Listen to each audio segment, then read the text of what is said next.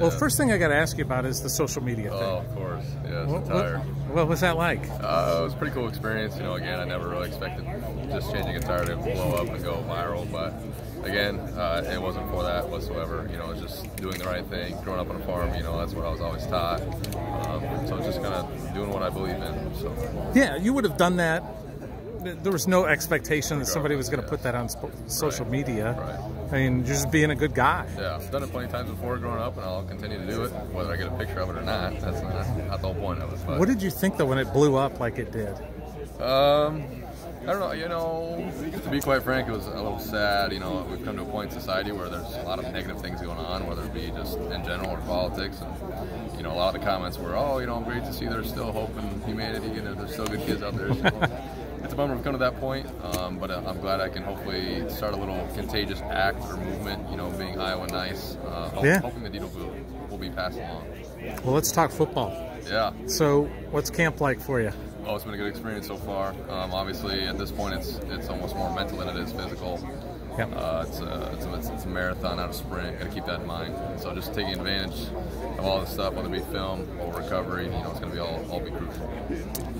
What position are you working at mostly? Linebacker right now. But which? At will. At will? Yep. Okay. So what's that competition? I mean, you got kind of the three guys, but then there's the three guys that are up for national awards. Right. And then I mean, it's a great room to be in. Yeah. I couldn't ask for better leaders to follow.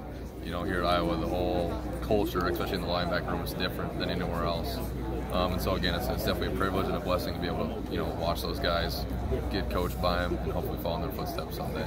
It seems like Seth Benson would be a great role model for you. Is that he's the guy that you kind of go to? Oh yeah, he's a small town little South Dakota kid, and so him and I, we get along pretty well. I enjoy him. We're good company. Our lockers are right next to each other, so it's always a good time with him.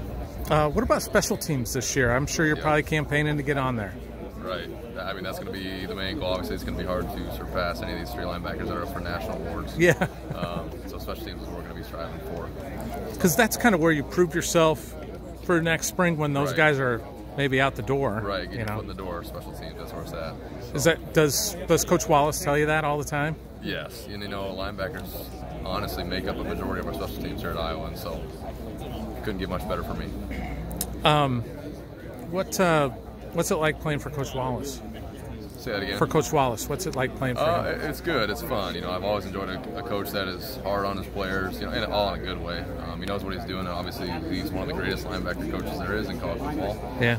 He gets the job done. Obviously, just looking at the linebackers he sent to the next level. You know, a lot of trust in him. And again, I couldn't ask for a much better position coach. Did he lose his voice right away in camp?